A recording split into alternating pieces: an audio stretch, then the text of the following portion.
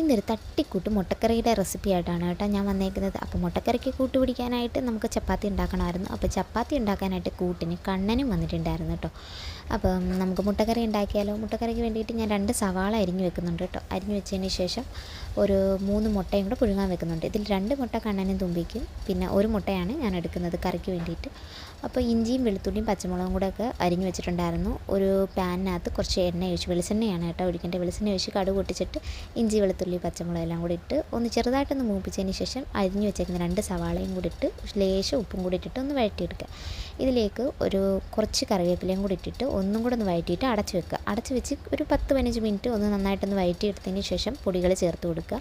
മല്ലിപ്പൊടി, മഞ്ഞൾപ്പൊടി, പിന്നെ ഗരം മസാലയും കൂടാണ് ചേർക്കുന്നത്. ഇത് ചേർത്ത് പച്ചമണം മാറുന്നത് വരെ നന്നായിട്ടൊന്ന് ഇളക്കിയതിന് ശേഷം ആവശ്യത്തിന് ഉപ്പും വെള്ളവും ഒക്കെ ചേർത്ത് നന്നായിട്ട്, ഞാൻ ഒരു ലേശം വെള്ളം മാത്രമേ ഒഴിക്കുന്നുള്ളൂ കേട്ടോ.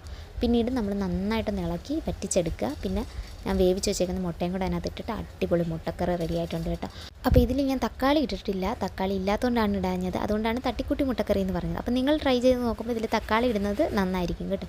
അപ്പോൾ ഞാൻ 2 ചപ്പാത്തി മുട്ടക്കറിയും കൂടെ കഴിച്ച് നോക്കിയിട്ടുണ്ട്. അടിപൊളി ടേസ്റ്റായിരുന്നു. ഇതുവരെ ഉണ്ടാക്കിയതിലും നല്ല ടേസ്റ്റായിട്ട് എനിക്ക് തോന്നിയിട്ടുണ്ടായിരുന്നു. അപ്പോൾ എല്ലാവരും ഒന്ന് ട്രൈ ചെയ്ത് നോക്കണം. Okay, by.